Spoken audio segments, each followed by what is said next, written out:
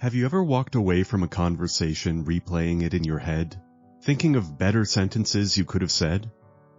Have you noticed how the harder you try to be impressive, the more something subtle collapses? You prepare stories, you sharpen your thoughts, you try to appear confident, and yet the energy tightens. Because effort, when it comes from insecurity, is visible. Then someone else enters the same room. They speak less. They pause. They don't seem concerned with being interesting, and the atmosphere softens. Here is the paradox. Connection does not grow when you add more personality. It grows when you remove inner friction. Most people don't struggle with conversation, they struggle with the need to be impressive while speaking. Zen saw this long ago through what it calls Shoshin, the beginner's mind, a state where you are not performing, not defending, not subtly negotiating your worth mid-sentence. In the next few minutes, you'll hear 6 simple words. They are not strategies to apply. They are states to inhabit. And even if one of them feels slightly uncomfortable as you listen, that may be the one you need most. Let's begin. Chapter 1. The Power of Curiosity. Tell me more. Most people listen while preparing their response. They compare, they evaluate, they search for relevance to themselves. Imagine Daniel mentioning he started learning guitar. Before he finishes, someone redirects the spotlight. They share their own experience, offer advice, shift the center. Now imagine you say, slowly, "Tell me more," and you stop. No interruption, no subtle competition. No self-reference waiting in the wings, just open attention. This is Shoshin in motion, meeting the moment without assumption, without preloaded conclusions. When someone feels that kind of curiosity, their breathing changes. They lean in, they expand, because uninterrupted attention is rare. People are not drawn to those who speak the most, they are drawn to those who create space. But curiosity only feels grounded when it is honest, and honesty begins where image protection ends. Chapter 2. The Strength of Not Knowing. I don't know. Notice what happens inside you when you feel uninformed. There is a quiet urge to protect your position, to say something clever, something that sounds informed enough. But tension always leaves a trace. Zen tells the story of a scholar whose cup was already full. When the master poured tea, it spilled over the edges. The lesson was simple.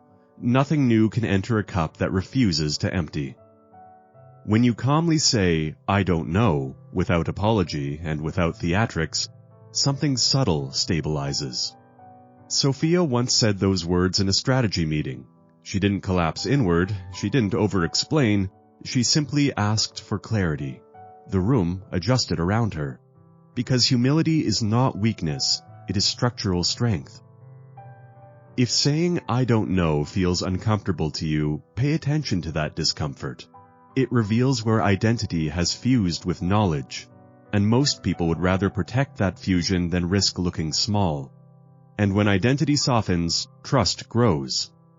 But understanding someone intellectually is not the same as holding them emotionally, and that difference changes everything.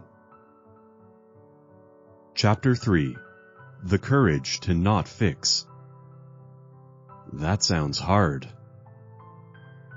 When someone shares pain, most people reach for solutions as if silence were negligence, but advice can quietly signal correction. When Mia admitted she felt behind in life, she expected direction. Instead, her brother said, "That sounds heavy." And he allowed the moment to breathe. No fixing, no reframing, no immediate rescue. In Zen, there is a discipline of allowing experience to unfold without interference.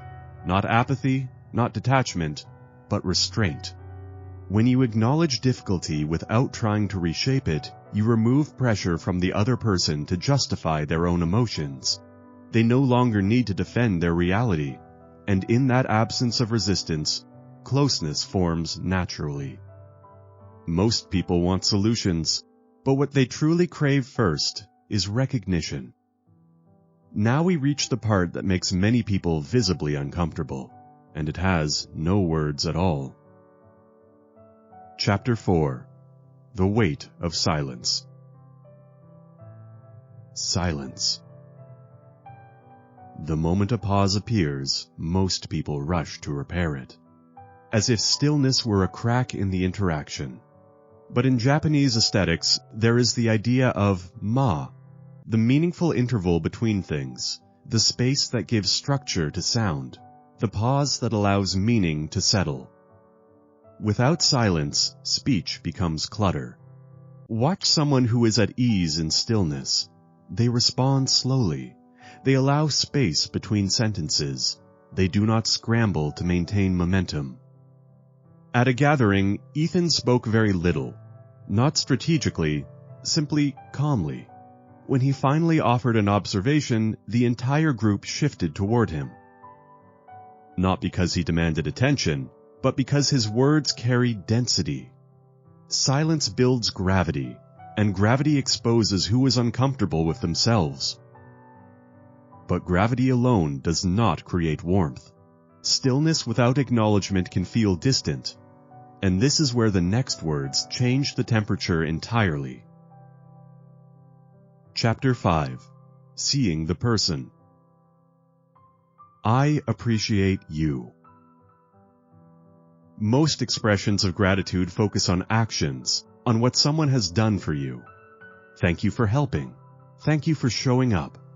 It's useful, it's appropriate, but it stays on the surface. But when you say, I appreciate who you are, and you mean it, something deeper settles. Liam once told his colleague that after months of quiet reliability, the sentence was simple, the effect was not. To be valued for productivity feels satisfying. To be valued for character feels anchoring. Recognition at that level does not inflate ego. It affirms identity. And when someone feels seen in that way, something in them becomes steady around you. But steadiness requires alignment, and alignment sometimes requires refusal. Chapter 6. The Discipline of No. No. Short, clean. The word that reveals whether you are centered or whether your calmness depends on being liked. Every unnecessary yes creates subtle internal conflict. Small compromises accumulate. Over time, your calendar begins to reflect other people's priorities more than your own. When Emma declined an invitation with a calm, uncomplicated no, she did not fracture the relationship. She clarified it. A grounded refusal carries more coherence than a reluctant agreement. Boundaries do not repel healthy people. They reveal who is comfortable with your clarity. When your no is real, your yes becomes deliberate. And deliberateness has weight. Zen never tried to be impressive. It removed what was false. When nothing false remains, there is nothing left to prove.